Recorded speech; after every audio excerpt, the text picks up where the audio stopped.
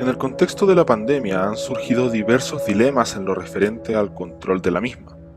y en el debate público han surgido distintas visiones sobre cómo es que los gobiernos deben actuar, o aún más, si es que los gobiernos deben o no deben actuar. A causa de estos dilemas han surgido diversas opiniones por parte del sector liberal y libertario, y también por parte del mundo académico del derecho. Este video se dividirá en dos secciones en las que abordaremos de manera simplificada ciertas discusiones que han surgido por la pandemia. El primer tema o sección será sobre las interpretaciones libertarias en cuanto a las medidas que los gobiernos han tomado en el contexto de la pandemia, principalmente en lo que se refiere a los confinamientos. Para esto se utilizará el texto de Walter Block, A Libertarian Analysis of the COVID-19. Escojo este texto no porque considere que necesariamente sea la posición más correcta, pero sí considero que hasta ahora es la posición más prudente que ha dado un libertario en cuanto a la pandemia. El segundo tema será sobre el dilema de la idoneidad y la yuxtaposición de ciertos instrumentos o medidas jurídicas que ha utilizado el gobierno de Chile y que han despertado la preocupación de ciertas personas, llevando a algunos incluso a tildar esto como una, entre comillas, dictadura sanitaria.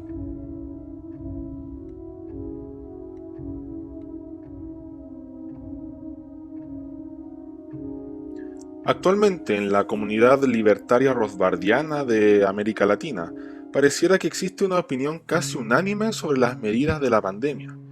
y en especial en cuanto a los confinamientos,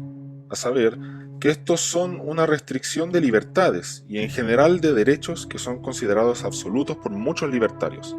señalando que los confinamientos son derechamente una medida inmoral y atentatoria si nos guiamos bajo la idea de que estas libertades y derechos emanan de derechos que son naturales. Todo esto resumiéndose perfectamente bajo la idea del principio de no agresión. Esta es probablemente la perspectiva que más ha sido adoptada por muchos libertarios en América Latina. De hecho, es característico ver cómo muchos de estos libertarios hacen diversas publicaciones criticando las acciones gubernamentales, fundamentándose en los principios libertarios rothbardianos, dando por hecho que si los principios libertarios rectores del libertarianismo están dados, entonces las soluciones a nivel social también estarán dadas con la simple aplicación de esos principios. Sin embargo, la visión o postura anterior es probablemente una de las tres que han adoptado algunos libertarios en el debate estadounidense. Si bien hay situaciones entre comillas fáciles de solucionar con la simple aplicación de los principios rectores del libertarianismo, pero también existen otras situaciones difíciles de solucionar o que deben ser mucho más matizadas. Así, el creer que porque uno tenga el conocimiento de los principios rectores de la entre comillas sociedad libre, tiene por tanto la solución absoluta a un problema, en algunos casos se cumple, y en otros casos no se cumple. Y según Walter Block, el caso de las medidas de confinamiento que se han adoptado para la pandemia es uno de esos casos difíciles, en los que la mera aplicación directa del principio de no agresión no termina de solucionar el dilema sobre si estas medidas son convenientes o no lo son, o si estas medidas son legítimas o no lo son.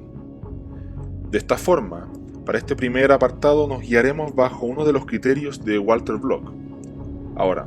¿por qué uno de Walter Block y no uno de Philip Bauss o Lew Rockwell o Hans Hermann Hoppe? Bueno, porque precisamente Walter Block trata la perspectiva de todos estos autores en uno de sus escritos. Walter Block, en uno de sus trabajos que sacó el año pasado, titulado A Libertarian Analysis of the COVID-19, comenta y cuestiona dos posturas libertarias sobre las medidas restrictivas que se han dado en el contexto de la pandemia. Estas posturas vendrían a ser, por un lado, los libertarios que están en contra de las cuarentenas, calificándolos Block como las palomas, y en donde, a mi juicio, se encuentra la opinión de la mayoría de los libertarios de América Latina. Y por otro lado, están los libertarios que están a favor de las cuarentenas, calificándolos Block como las águilas. Block se encarga de criticar y objetarle algunos puntos a ambos bandos, tanto a las palomas como a las águilas, a los que están en contra de las cuarentenas y a los que están a favor de las cuarentenas, adoptando él una tercera posición distinta de las dos anteriores que llama agnosticismo. Señala Block que él considera que la correcta y eventual posición libertaria en cuanto a las cuarentenas es la del agnosticismo, lo cual consiste en abstenerse de hacer un juicio como libertario sobre la situación de la pandemia, principalmente porque la mayoría de los libertarios, incluyendo al propio Walter Block, no son expertos en temas de virología. Así, los argumentos que Block señala en su escrito, argumentos contrarios tanto para los libertarios que apoyan las cuarentenas como para los libertarios que no las apoyan, son los siguientes. Primero,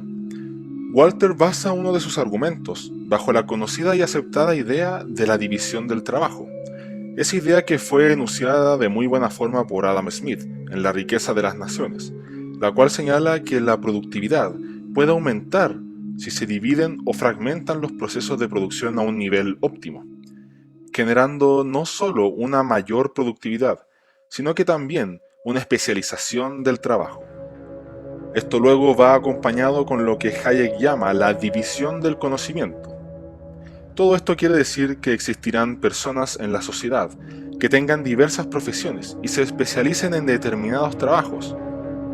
No todo el mundo necesita saber de medicina, o derecho, o mecánica, o jardinería, o la profesión que sea simultáneamente. Así, las personas que se especialicen en una determinada tarea u oficio obviamente tendrán más conocimientos sobre esa área laboral. Así Block señala que para poder hacer un juicio sobre el COVID se necesita antes tener claras diversas cuestiones empíricas sobre el COVID, lo cual se logra, por ejemplo, con el estudio de la medicina y más específicamente de la virología.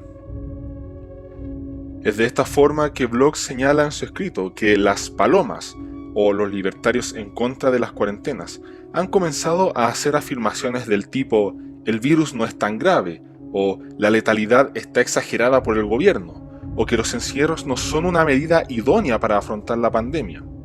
Por otro lado, están las águilas, las cuales señalan afirmaciones contrarias a las de las palomas, como por ejemplo las mascarillas son muy efectivas o los encierros son efectivos para el control de la pandemia.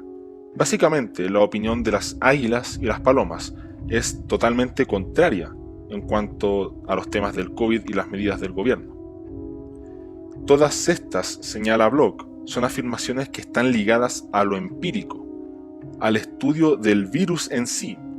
y que los libertarios, al no tener una formación en medicina, no deberían lanzar este tipo de afirmaciones que corresponden al mundo empírico de la medicina y del estudio riguroso sobre la letalidad del virus, la efectividad o calidad de protección de las mascarillas o la idoneidad de las cuarentenas. Por tanto, los libertarios como libertarios no pueden hacer estos juicios que están ligados a lo empírico precisamente porque no tienen los conocimientos suficientes para hacerlo. Y quienes se encargan de generar este conocimiento y hacer correctamente estas afirmaciones empíricas no son ellos, sino que son los expertos en virología, los cuales bajo la idea de la división del trabajo, del conocimiento y la especialización, claramente sabrán mucho más sobre el tema. Es por esta razón que esta postura es eventual, ya que una vez se tenga un consenso entre los expertos sobre diversos temas que incumban al virus, y una vez que los libertarios informen sobre estos consensos, las opiniones libertarias serán mejor fundadas. ya que se estarán basando en afirmaciones empíricas de los expertos que entienden el virus. El segundo aspecto que trata Block es el de la aplicación del principio de no agresión, principalmente en cuanto a los libertarios que están en contra de las cuarentenas, los cuales son los que más han invocado el principio de no agresión, señalando que lo que estaría haciendo el gobierno sería violar la propiedad privada de las personas, o al menos los diversos derechos que se desprenden del derecho de propiedad privada, por lo que estarían violando derechamente el principio de no agresión. Lew Rockwell, el cual es una paloma, es decir, que está en contra de las cuarentenas, hace una crítica más puntual en el mismo sentido, señalando que encerrar a las personas que están infectadas bajo el argumento de que éstas son focos de contagio también es violar el principio de no agresión.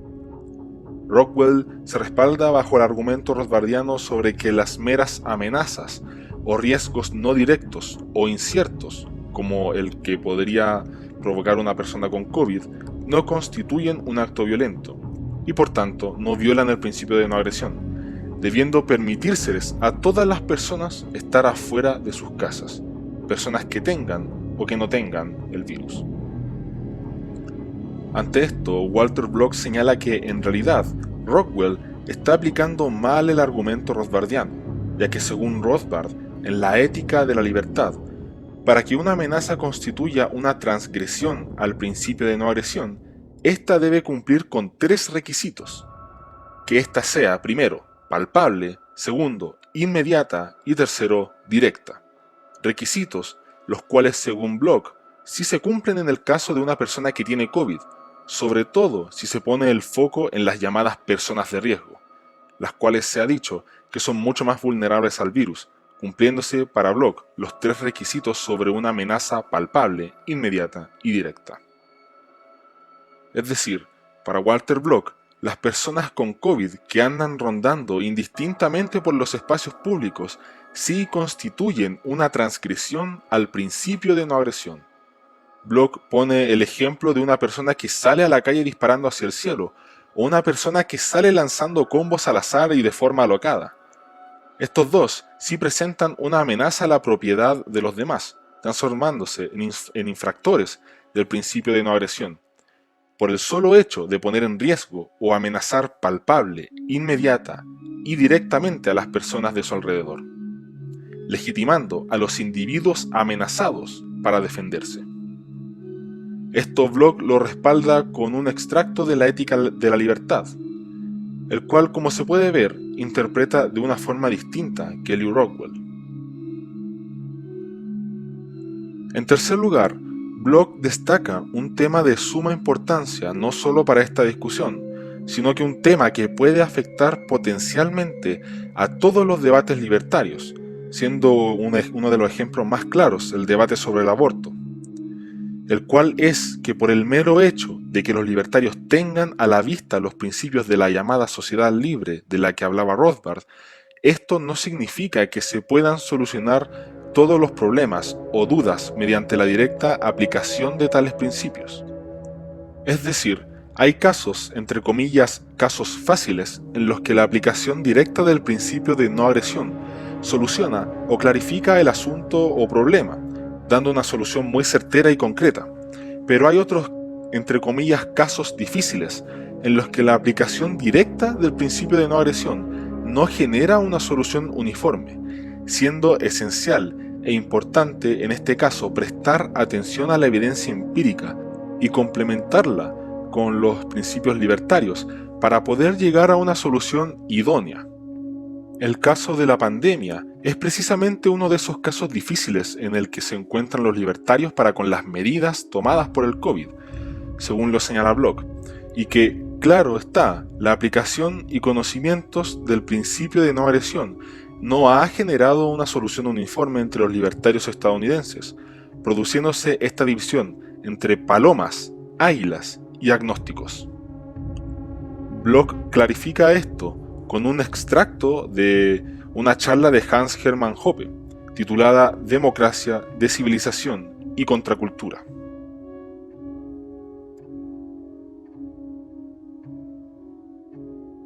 En definitiva, esta frase de Hoppe explica el por qué hay casos en donde los libertarios discrepan muchas veces entre sí. Es de esta forma que Block fundamenta su postura en cuanto a las cuarentenas y el COVID, la cual llama agnosticismo. Es una postura que puede ser catalogada como eventual, hasta que se tengan muchas más certezas sobre el COVID, cosa de la que se encargan los virólogos gracias a la división y especialización del trabajo, y no los libertarios. De esta forma, también mi intención es mostrar que, contrario a lo que muchos piensan, la visión libertaria sobre el tema de las cuarentenas no es unánime, y no porque se tengan dado los principios libertarios en los que algunos creen, se tendrá necesariamente una solución en cuanto a ciertos temas complejos. Esto es importante recalcarlo, ya que el ignorar esto es lo que muchas veces lleva a varias personas a quitar a diestra y siniestra el, entre comillas, carnet de libertario a los demás. Walter Block se considera un libertario purista. Sin embargo, hasta él y Hoppe aceptan que puede haber interpretaciones distintas, llevando a dos libertarios a distintas posiciones diferentes sobre un mismo tema, aunque estén fundamentados en los mismos principios.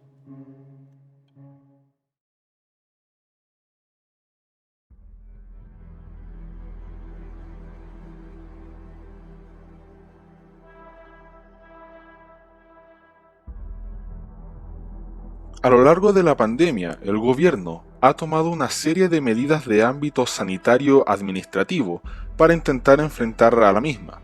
dando facultades especiales a ciertos órganos administrativos o utilizando ciertas herramientas jurídicas poco convencionales para intentar tener una mejor maniobrabilidad de la pandemia. Entre estas polémicas estuvo, por ejemplo, uno de los dictámenes emitidos por la Contraloría General de la República, en donde ésta confirmaba a través del dictamen que están viendo en la pantalla que efectivamente las secretarías regionales ministeriales, más conocidas como las Ceremis de Salud, podían llevar a cabo fiscalizaciones al interior de los hogares de las personas, incluso si para esto se requería la utilización de la fuerza pública. El fundamento de esta medida se encuentra en el artículo 155 y siguientes del polémico Código Sanitario, en donde por lo demás se señala que para que se lleve a cabo esta fiscalización debe existir un decreto de allanamiento e individualizarse el lugar en donde se efectuará la fiscalización, concluyendo así la Contraloría General de la República que no había nada irregular con que estos funcionarios públicos ingresaran con la ayuda de la fuerza pública al hogar de personas determinadas, y que esto tampoco constituía una transgresión al artículo 19 número 5 de la Constitución, el cual básicamente consagra el derecho de la inviolabilidad del hogar. Sobre esto último, obviamente hay personas que señalan todo lo contrario, y que la interpretación de la Contraloría General está totalmente errada, considerando que los dictámenes no tienen un carácter vinculante para los privados, y que por tanto las personas podrían interponer un recurso de protección al ver aplastadas otras de las tantas garantías que han sido restringidas en el actual contexto de la pandemia, en ciertos casos por la vía administrativa, teniendo esto una dudosa legitimidad. Ahora, este tipo de problemáticas, como la señalada antes, deriva de otra subyacente, mucho más profunda y mayor. Esto es que ha existido una especie de yuxtaposición o confusión a la hora de identificar qué órganos o qué órgano está facultado para restringir los derechos constitucionales y qué instrumento jurídico es el que se está utilizando para esto. Todo esto ya que el gobierno no solo ha utilizado el estado de catástrofe para enfrentar administrativamente la pandemia, sino que también ha utilizado otros instrumentos jurídicos como la alerta sanitaria y la ley de sismos. Al final, esta polémica se comenzó a materializar en la afirmación de que estábamos sufriendo restricciones a nuestros derechos de una manera inconstitucional, algunos llamando a esto con el nombre de dictadura sanitaria, ya que por ejemplo muchas de las medidas de restricción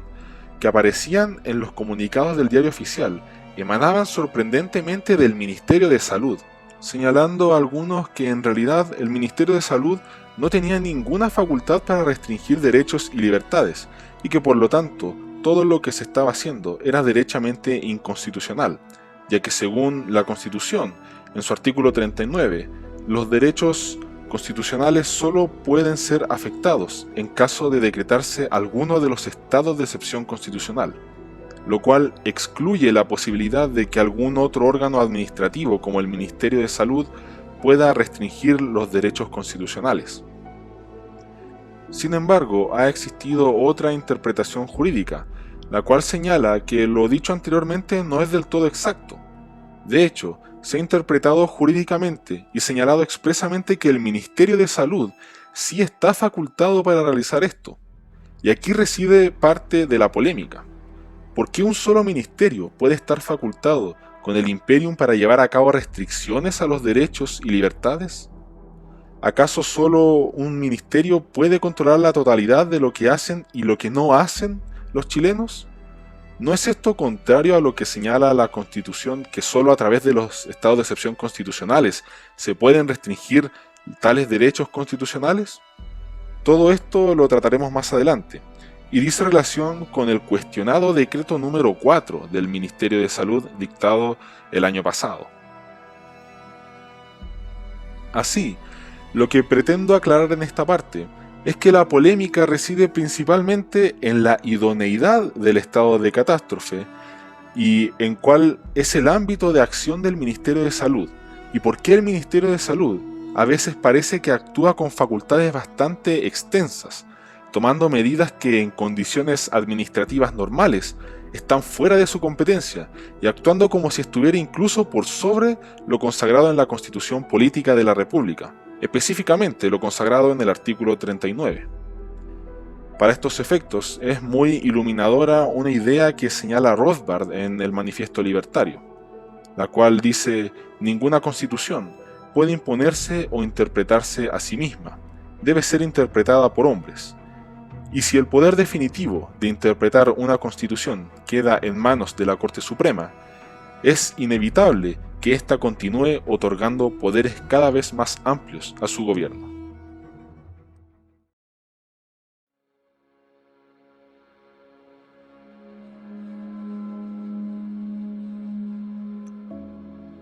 Los estados de excepción constitucional son mecanismos a través de los cuales se altera la situación de normalidad y regularidad de los derechos y libertades de las personas que están garantizados por la Constitución política. Esto debido a razones extraordinarias y graves, con la supuesta finalidad de proteger otro bien mayor como el orden público. Es la propia Constitución la que consagra en su artículo 39 que los derechos y libertades constitucionales solo pueden ser afectados con la implementación de alguno de los estados de excepciones constitucionales. Esto quiere decir, por tanto, que no es facultad de otro órgano administrativo el afectar derechos constitucionales, o en palabras más explícitas, el artículo 39 de la Constitución señala que un órgano como el Ministerio de Salud no puede llevar a cabo limitaciones a los derechos constitucionales. Sin embargo, esto lo matizaremos más adelante, ya que no es a la conclusión a la que se ha llegado últimamente. Hay un total de 4 estados de excepción constitucional, los cuales se pueden decretar dependiendo de la situación excepcional que viva el país. El estado de catástrofe, en el cual nos hemos encontrado casi todo este tiempo en condiciones de pandemia, es uno de esos 4 estados de excepción constitucional. Y una de las características de decretar el estado de catástrofe es que se puede realizar un despliegue de las Fuerzas Armadas con el fin de ayudar a controlar la, entre comillas, situación de catástrofe, y hace que se cumpla la ley en los casos en que se restrinjan ciertos derechos y libertades. Como paréntesis, creo que es evidente que un libertario dogmático como Rothbard no apoyaría la existencia de nada de esto, constituyendo un acto sumamente inmoral y agresivo desde el punto de vista del libertario dogmático, el restringir con herramientas jurídicas estos derechos naturales. De hecho, se puede ver en el Manifiesto Libertario que Rothbard ni siquiera apoyaba la idea de tener un ejército nacional, elemento que es complementario y esencial para la ejecución de los estados de excepciones constitucionales contemplados en nuestra actual Constitución. El estado de catástrofe en el que nos encontramos hoy, el cual fue dictado por el Ministerio del Interior a través del Decreto Supremo número 104 del año pasado, debe ser declarado por el presidente con comunicación al Congreso,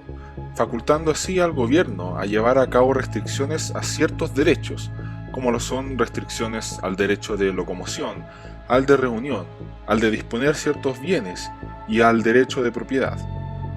Y como se señaló anteriormente, la forma prevista por la Constitución para ejecutar materialmente gran parte de esto es a través de la utilización de las Fuerzas Armadas.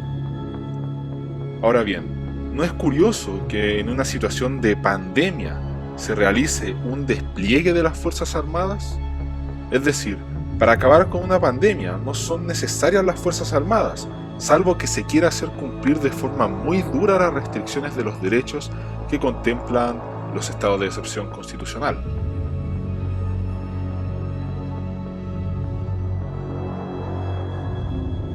Ante esto, cabe hacerse la pregunta que muchas personas se han hecho. ¿Es acaso el estado de catástrofe el instrumento jurídico idóneo a utilizar por parte del gobierno para combatir una pandemia? ¿Fue al menos el estado de catástrofe creado bajo el supuesto de una pandemia o algo relacionado con el ámbito sanitario? Como pueden apreciar, esta pregunta no es algo menor, ya que lo que está en constante roce aquí son las libertades garantizadas constitucionalmente de los chilenos y los instrumentos jurídicos utilizados para intentar hacer frente a la pandemia con la menor afectación posible a tales derechos constitucionales. Para responder a esta pregunta sobre si es idónea la utilización del estado de excepción constitucional para enfrentar la pandemia, hay que remitirse a las discusiones que se tuvieron en la llamada Comisión Ortúzar al momento de la formación de este estado de excepción constitucional en la actual Constitución Política de la República.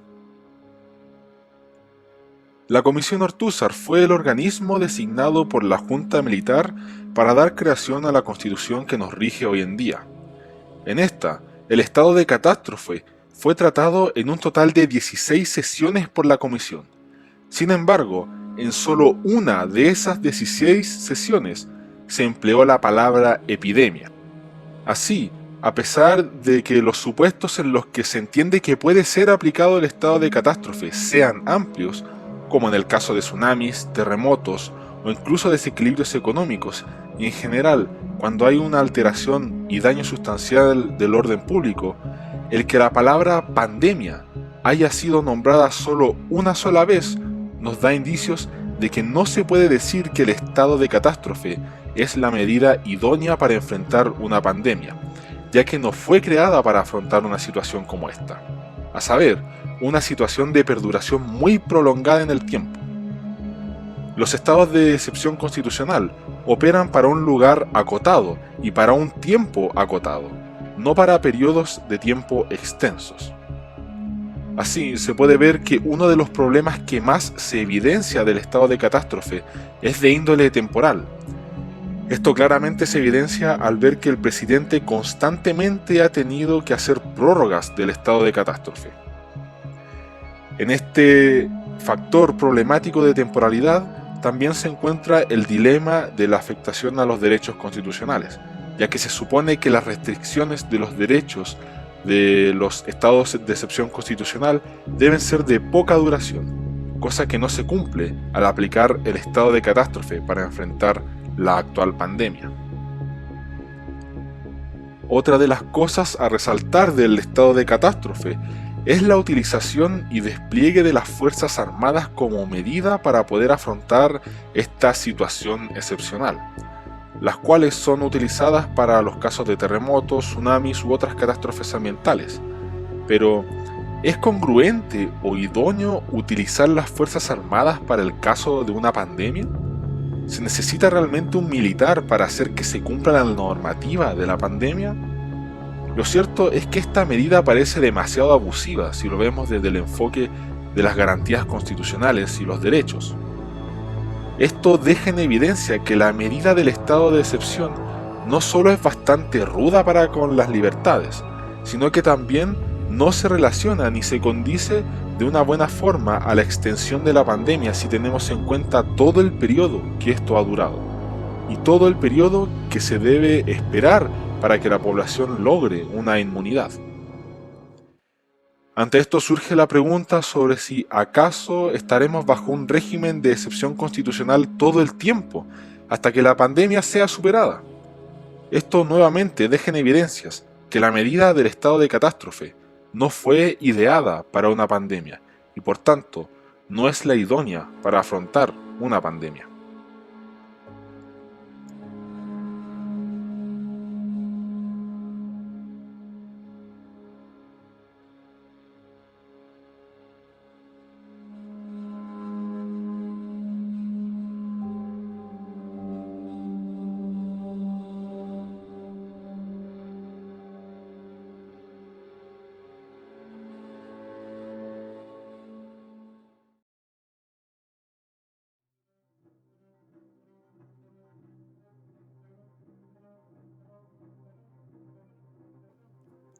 Ahora bien, el dilema no es solo que el estado de catástrofe no tenga una conexión con el problema de la pandemia, sino que también hay otros tipos de instrumentos jurídicos que se han aplicado para la pandemia, haciendo que estos funcionen paralelamente con el estado de catástrofe, produciéndose una confusión y una yuxtaposición entre estos instrumentos jurídicos. A este otro instrumento que me refiero es la llamada alerta sanitaria, que está consagrada en el artículo 36 del Código Sanitario, y que fue decretada a través del cuestionado decreto número 4 del Ministerio de Salud. Esta alerta sanitaria es otra de las razones por las que algunas personas llaman a esto una entre comillas dictadura sanitaria. El tema es que es difícil señalar esto desde el punto de vista jurídico, ya que la mayoría de las medidas importantes que se han tomado administrativamente en esta pandemia, por polémicas que parezcan, se han tomado y respaldado en el propio ordenamiento jurídico. Sin embargo, aún así parece haber problemas principalmente con la amplitud y el carácter extraordinario de esta medida que explicaremos a continuación. Este decreto número 4 de alerta sanitaria tenía por finalidad otorgarle facultades extraordinarias a diversos órganos administrativos como las Seremis de Salud, al Instituto de Salud Pública, a la Superintendencia de Salud y al Ministerio de Salud, y también otorgar facilidades de tipo administrativos a todas estas entidades. Normativamente, esta alerta sanitaria está contenida en el polémico artículo 36 del Código Sanitario, el cual ha dado mucho que hablar debido a que permite al presidente de la República entregar estas facultades extraordinarias al Ministerio de Salud, sin definir en ningún lado cuáles son esas facultades extraordinarias, quedando a la interpretación tal frase de facultades extraordinarias, o más bien, validando una autotutela administrativa, es decir, que el Ministerio de Salud pueda declarar él mismo la normativa para la pandemia y hacerla obligatoria, o en otras palabras, ahora es el Ministerio de Salud quien también puede dictar parte del derecho en el país, gracias a estas facultades extraordinarias que permite brindarle en pos del artículo 36 del Código Sanitario. Estas facultades extraordinarias fueron las que se le otorgaron al Ministerio de Salud a través del señalado decreto número 4. Todo esto se vuelve aún más preocupante si se toma en cuenta el artículo número 8 del Código Sanitario, en donde señala que el Director General de Salud puede utilizar la fuerza pública para hacer cumplir lo señalado en este código. Ahora bien, uno de los grandes dilemas jurídicos de esta pandemia se ha dado debido a que como no están definidas las, entre comillas, facultades extraordinarias que se le entregan al Ministerio de Salud, derivando esto en una autotutela administrativa, el Ministerio de Salud ha dictado decretos en donde se restringen derechos constitucionales, cuando se supone que la única vía por la que se pueden restringir tales derechos es a través de los estados de excepción. Pero como digo, esto es debido a que nadie ha definido cuál es el significado, el límite o la amplitud de la frase facultades extraordinarias del artículo 36 del Código Sanitario, dejando una amplia libertad al Ministerio de Salud para que él mismo decrete lo que se puede o no se puede hacer y qué derechos se pueden o no se pueden ejercer de manera plena. Todo esto respaldado en tales facultades extraordinarias que al parecer nadie sabe el alcance que tienen. Aquí, algunas de las medidas restrictivas que se han dictado en este contexto de la autotutela administrativa del Ministerio de Salud.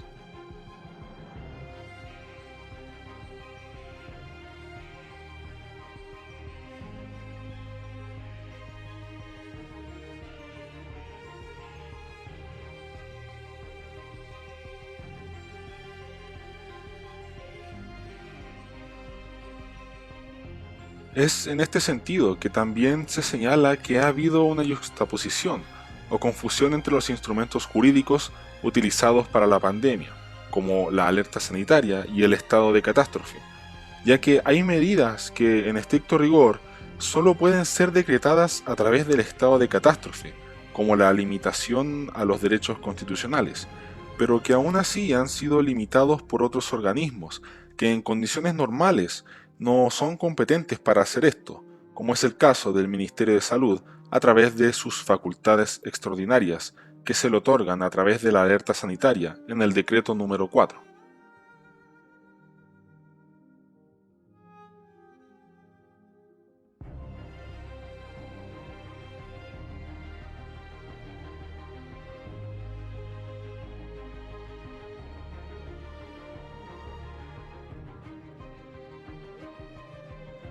Así, los principales derechos afectados por parte del Ministerio de Salud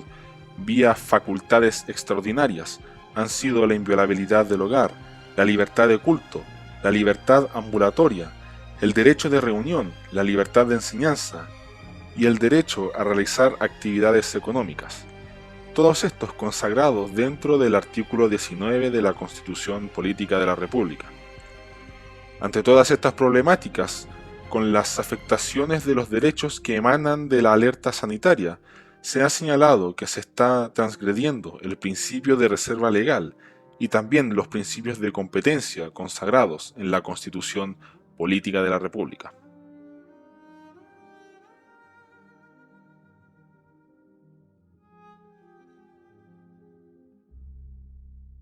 A modo de resumen, hemos visto en esta parte del video dos principales instrumentos jurídicos que han sido los protagonistas en esta pandemia: el estado de catástrofe declarado por el presidente y la alerta sanitaria. A través del primero, es decir, del estado de catástrofe, es la única forma en condiciones normales, estrictamente legítima, para restringir derechos constitucionales. Sin embargo, no es la medida idónea para enfrentar una pandemia de tan largo plazo, ya que éste fue creado para enfrentar situaciones puntuales y de corto plazo. Por otro lado, vimos la polémica alerta sanitaria, la cual otorga facultades extraordinarias al Ministerio de Salud para llevar a cabo restricciones de los derechos constitucionales, restricciones que el Ministerio de Salud, en condiciones normales, no estaría facultado para hacer. Todo esto debido al artículo 36 del Código Sanitario y al decreto número 4 dictado el año pasado. Así, lo que hemos señalado hasta ahora ha dado como resultado una confusión normativa, no sabiendo si las medidas son legítimas o ilegítimas, y no sabiendo que lo que restringe las libertades es o el estado de excepción constitucional o el Ministerio de Salud a través de la alerta sanitaria.